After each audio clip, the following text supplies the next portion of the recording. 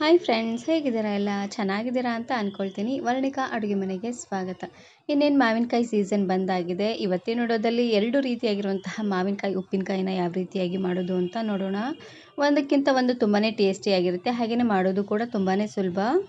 ಈ ಉಪ್ಪಿನಕಾಯಿನ ನೀವು ಮೊಸರನ್ನ ಜೊತೆ ಮಾಡ್ಕೊಂಡು ತಿಂತಾ ಇದ್ದರೆ ಸಖತ್ ಟೇಸ್ಟಿಯಾಗಿರುತ್ತೆ ಅಂತಲೇ ಹೇಳ್ಬೋದು. ಹಾಗಾದರೆ ಬನ್ನಿ ತಡ ಮಾಡದೆ ರೆಸಿಪಿನ ಶುರು ಮಾಡೋಣ. ಇದನ್ನು ಮಾಡಲಿಕ್ಕೆ ಮೊದಲು ನಾನಿಲ್ಲಿ ಈ ರೀತಿಯಾಗಿ ಪೂರ್ತಿ ಕಾಯಾಗಿರುವಂತಹ ಒಂದು ಮಾವಿನಕಾಯಿನ ತಗೊಂಡಿದ್ದೀನಿ. ಇದನ್ನು ಚೆನ್ನಾಗಿ ತೊಳೆದು ಒಂದು ಕಾಟನ್ ಬಟ್ಟೆಯಿಂದ ಒರೆಸಿ ತಗೊಳ್ಬೇಕು. ಇದರಲ್ಲಿ ಸ್ವಲ್ಪನೂ ನೀರಿನಂಶ ಇರಬಾರ್ದು ನೋಡಿ. ಹಾಗಾಗಿ ನಾನು ಇದಕ್ಕೂ ಮೊದಲು ಮಾವಿನಕಾಯಿ ಉಪ್ಪಿನಕಾಯಿನ ಯಾವ ರೀತಿಯಾಗಿ ಮಾಡೋದು ಅಂತ ವಿಡಿಯೋ ಅಪ್ಲೋಡ್ ಮಾಡಿದ್ದೀನಿ. ಆ ಮಾವಿನಕಾಯಿ ಉಪ್ಪಿನಕಾಯಿನ ಏನಿಲ್ಲ ಅಂದರೂ ನೀವು 3 ರಿಂದ 4 ವರ್ಷವರೆಗೂ ಸ್ಟೋರ್ ಮಾಡಿ ಇಟ್ಕೊಳ್ಬೋದು, ಚೆನ್ನಾಗಿರುತ್ತೆ. ಇವಾಗ ನಾನಿಲ್ಲಿ ಮಾವಿನಕಾಯಿ ಗೊಪ್ಪನ ತೆಗೆದು ಈ ರೀತಿಯಾಗಿ ಕಟ್ ಮಾಡಿಕೊಂಡು ತಗೊಂಡಿದ್ದೀನಿ. ಇದನ್ನು ನಾನು ಇವಾಗ ಉದ್ದುದ್ದವಾಗಿ ಕಟ್ ಮಾಡ್ಕೊಳ್ತಾ ಇದ್ದೀನಿ. ಸ್ವಲ್ಪ ಈ ರೀತಿಯಾಗಿ ಡಿಫ್ರೆಂಟಾಗಿ ಕಟ್ ಮಾಡ್ಕೊಳ್ಳಿ, ನೋಡೋದಕ್ಕೂ ತುಂಬಾ ಚೆನ್ನಾಗಿರುತ್ತೆ. ಹಾಗಾಗಿ ಇದರಲ್ಲಿ ಸ್ವಲ್ಪನೂ ನೀರಿನ ಅಂಶ ಇರಬಾರ್ದು ನೋಡಿ. ಹಾಗಾಗಿ ಚೆನ್ನಾಗಿ ಈ ರೀತಿಯಾಗಿ ಕಟ್ ಮಾಡಿಕೊಂಡು ಇದನ್ನು ಸ್ವಲ್ಪ ಫ್ಯಾನಿನ ಗಾಳಿಗೆ ಆರಿಟ್ಕೊಳ್ಬೇಕು. ಈ ರೀತಿಯಾಗಿ ಮಾಡೋದ್ರಿಂದ ಮಾವಿನಕಾಯಿ ಉಪ್ಪಿನಕಾಯಿ ಜಾಸ್ತಿ ದಿನ ಬರುತ್ತೆ ನೋಡಿ. ಈ ಸೈಜಲ್ಲಿ ಕಟ್ ಮಾಡಿಕೊಂಡ್ರೆ ಸಾಕಾಗುತ್ತೆ. ಇದಕ್ಕಿಂತ ಸ್ವಲ್ಪ ತೆಳ್ಳದಾಗಿದ್ದರೆ ಚೆನ್ನಾಗಿರೋದಿಲ್ಲ ನೋಡಿ. ಹಾಗಾಗಿ ಇಷ್ಟು ಕಟ್ ಮಾಡಿದ್ರೆ ಸಾಕು. ಇವಾಗ ನಾನಿಲ್ಲಿ ಒಂದು 5 ರಿಂದ 6 ನಿಮಿಷವರೆಗೂ ಫ್ಯಾನಿನ ಗಾಳಿಗೆ ಇಡ್ತೀನಿ. ಇದರಲ್ಲಿ ಯಾಕಂದರೆ ಸ್ವಲ್ಪ ನೀರಿನ ಅಂಶ ಎಲ್ಲ ಇರುತ್ತೆ ನೋಡಿ. ಇದೆಲ್ಲ ಕಂಪ್ಲೀಟಾಗಿ ಹೋಗೋವರೆಗೂ ಸ್ವಲ್ಪ ಹೊತ್ತು ಫ್ಯಾನಿನ ಗಾಳಿಗೆ ಇಟ್ಟರೆ ಸಾಕಾಗುತ್ತೆ. ಇದು ಫ್ಯಾನಿನ ಗಾಳಿಗಿಟ್ಟು ಪೂರ್ತಿಯಾಗಿ ಆರಿದ ಮೇಲೆ ಇವಾಗ ನಾನಿಲ್ಲಿ ಇನ್ನೊಂದು ಇವಾಗ ನೋಡ್ತಾ ಇರ್ಬೋದು ಹಾಕೊಂಡು ತಗೊಂಡಿದ್ದೀನಿ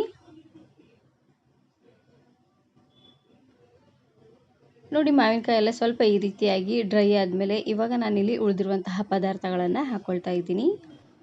ಇದಕ್ಕೆ ನಾನಿಲ್ಲಿ ರುಚಿಗೆ ತಕ್ಕಷ್ಟು ಉಪ್ಪು, 1/4 ಚಮಚ ಆಗುವಷ್ಟು ಅರಿಶಿನ ಪುಡಿ, ಹಾಗೆಯೇ ಖಾರ ಪುಡಿನ ಹಾಕ್ಕೊಳ್ತಾ ಇದ್ದೀನಿ.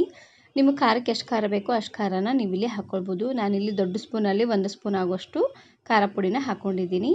ಲಾಸ್ಟಲ್ಲಿ ಇದಕ್ಕೆ ನಾನಿಲ್ಲಿ ಜೀರಿಗೆ, ಸಾಸಿವೆ, ಹಾಗೆಯೇ ಸ್ವಲ್ಪ ಮೆಂತ್ಯನ ಹುರಿದು ಈ ರೀತಿಯಾಗಿ ಪೌಡ್ರ್ ಮಾಡಿ ತೊಗೊಂಡಿದ್ದೀನಿ.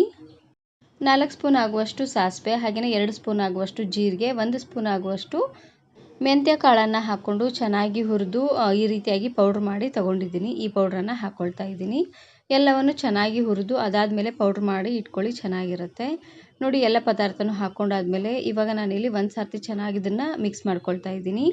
ಮೊದಲು ಈ ರೀತಿಯಾಗಿ ಚೆನ್ನಾಗಿ ಡ್ರೈ ಮಿಕ್ಸ್ ಮಾಡ್ಕೊಂಡು ತಗೊಳ್ಳಿ, ಚೆನ್ನಾಗಿರುತ್ತೆ.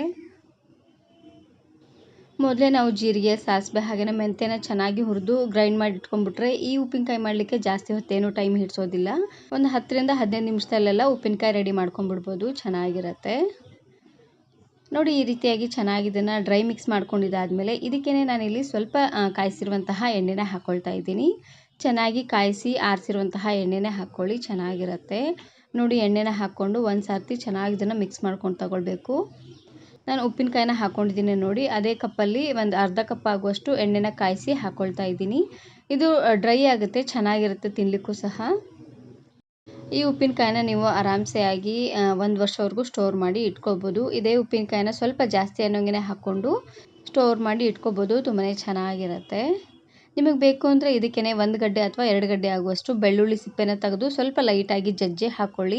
ಅದು ಕೂಡ ಫ್ಲೇವರ್ ತುಂಬಾ ಚೆನ್ನಾಗಿರುತ್ತೆ. ಕೆಲವೊಬ್ಬರಿಗೆ ಬೆಳ್ಳುಳ್ಳಿ ಫ್ಲೇವರ್ ಅಷ್ಟೊಂದು ಇಷ್ಟ ಆಗೋದಿಲ್ಲ. ಅಂಥ ಟೈಮಲ್ಲಿ ಈ ರೀತಿಯಾಗಿ ಸಿಂಪಲ್ಲಾಗಿ ಮಾಡ್ಕೊಳ್ಳಿ, ಚೆನ್ನಾಗಿರುತ್ತೆ ನೋಡಿ. ಈ ರೀತಿಯಾಗಿ ಚೆನ್ನಾಗಿ ಇದನ್ನು ಮಿಕ್ಸ್ ಮಾಡಿಕೊಂಡು ಇದು ಸ್ವಲ್ಪ ಹೊತ್ತು ಹಾಗೆ ಬಿಟ್ಟು ಅದಾದಮೇಲೆ ಯಾವುದಾದ್ರೂ ಕಾಜಿನ ಬಾಟಲ್ಲು ಅಥವಾ ಭರಣಿಲಿ ಹಾಕಿಟ್ರೆ ಆರಾಮ್ಸೆ ಆಗಿ ನೀವು 1 ವರ್ಷವರೆಗೂ ಸ್ಟೋರ್ ಮಾಡಿ ಇಟ್ಕೋಬೋದು.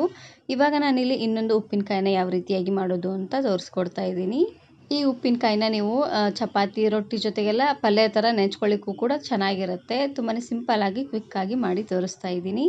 ಮಾವಿನಕಾಯಿನ ಚೆನ್ನಾಗಿ ತೊಳೆದು ಈ ರೀತಿಯಾಗಿ ಕಾಟನ್ ಬಟ್ಟೆಯಿಂದ ಒರೆಸಿ ಸ್ವಲ್ಪ ಸಣ್ಣದಾಗಿ ಕಟ್ ಮಾಡ್ಕೊಳ್ತಾ ಇದ್ದೀನಿ. ಪೂರ್ತಿ ಸಣ್ಣದಾಗಿಲ್ಲ, ಸ್ವಲ್ಪ ಮೀಡಿಯಮ್ ಸೈಜಲ್ಲೇ ಕಟ್ ಮಾಡ್ಕೊಳ್ತಾ ಇದ್ದೀನಿ ನೋಡಿ, ಈ ರೀತಿಯಾಗಿ.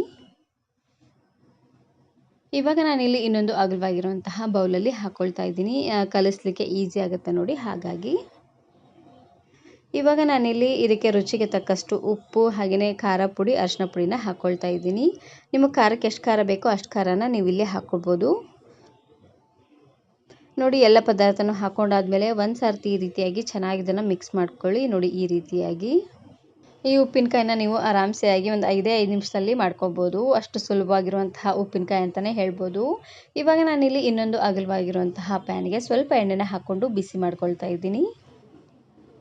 ಒಂದು 2-3 ಸ್ಪೂನ್ ಆಗುವಷ್ಟು ಎಣ್ಣೆನ ಹಾಕ್ಕೊಂಡ್ರೆ ಸಾಕಾಗುತ್ತೆ. ಎಣ್ಣೆ ಚೆನ್ನಾಗಿ ಬಿಸಿ ಆದಮೇಲೆ ಇವಾಗ ನಾನಿಲ್ಲಿ ಅರ್ಧ ಚಮಚ ಆಗುವಷ್ಟು ಜೀರಿಗೆ ಮತ್ತು ಸಾಸಿವೆ ಎರಡನ್ನೂ ಒಟ್ಟಿಗೆ ಹಾಕ್ಕೊಳ್ತಾ ಇದ್ದೀನಿ. ಹಾಗೆಯೇ ಇದ್ರ ಜೊತೆಗೆ 1 ಗಡ್ಡೆ ಆಗುವಷ್ಟು ಬೆಳ್ಳುಳ್ಳಿನ ಸಿಪ್ಪೆ ತೆಗೆದು ಈ ರೀತಿಯಾಗಿ ಜಜ್ಜಿ ಹಾಕ್ಕೊಳ್ತಾ ಇದ್ದೀನಿ. ಬೆಳ್ಳುಳ್ಳಿನ ಹಾಕ್ಕೊಳ್ಳಿ, ಚೆನ್ನಾಗಿರುತ್ತೆ ಫ್ಲೇವರ್ ಎಲ್ಲ. ಲಾಸ್ಟಲ್ಲಿ ಇದಕ್ಕೇ 1 ಗರಿ ಆಗುವಷ್ಟು ಕರಿಬೇವು ಸೊಪ್ಪನ್ನು ಹಾಕ್ಕೊಂಡು ಬೆಳ್ಳುಳ್ಳಿ ಎಲ್ಲ ಸ್ವಲ್ಪ ಕಲರ್ ಚೇಂಜ್ ಆಗಿ ಜೀರಿಗೆ ಸಾಸಿವೆ ಎಲ್ಲ ಚೆನ್ನಾಗಿ ಸಿಡಿಬೇಕು ನೋಡಿ, ಅಲ್ಲಿವರೆಗೂ ಉರಿನ ಪೂರ್ತಿಯಾಗಿ ಲೋ ಫ್ಲೇಮ್ನಲ್ಲೇ ಇಟ್ಟು ಫ್ರೈ ಮಾಡ್ಕೊಂಡು ತಗೊಳ್ಳಿ.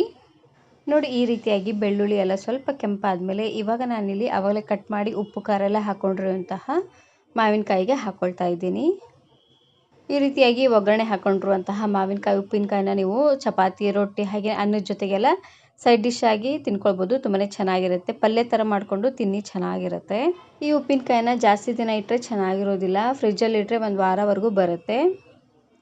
ಇವಾಗ ಉರಿ ಬಿಸಿಲಲ್ಲಿ ಮಜ್ಜಿಗೆ ಸಾರು ಹಾಗೆಯೇ ಮೊಸರನ್ನ ಎಲ್ಲ ಮಾಡಿರ್ತೀವ ನೋಡಿ, ಅದ್ರ ಜೊತೆಗೆ ಸೈಡ್ ಡಿಶ್ ಆಗಿ ಈ ಉಪ್ಪಿನಕಾಯಿನ ಮಾಡ್ಕೊಳ್ಳಿ, ಸಖತ್ ಟೇಸ್ಟಿಯಾಗಿರುತ್ತೆ. ಈ ವಿಡಿಯೋ ಇಷ್ಟ ಆದರೆ ಈಗಲೇ ಒಂದು ಲೈಕ್ ಬಟನನ್ನು ಕ್ಲಿಕ್ ಮಾಡಿ, ಫ್ರೆಂಡ್ಸ್ ಆ್ಯಂಡ್ ಫ್ಯಾಮಿಲಿ ಜೊತೆಗೆ ಶೇರ್ ಮಾಡಿ. ಹಾಗೆಯೇ ಮತ್ತಷ್ಟು ಹೊಸ ರೆಸಿಪಿಗಾಗಿ ವರ್ಣಿಕಾ ಅಡುಗೆ ಮನೆ ಯೂಟ್ಯೂಬ್ ಚಾನಲನ್ನು ಸಬ್ಸ್ಕ್ರೈಬ್ ಮಾಡ್ಕೊಳ್ಳಿ. Thank you. Thanks for watching.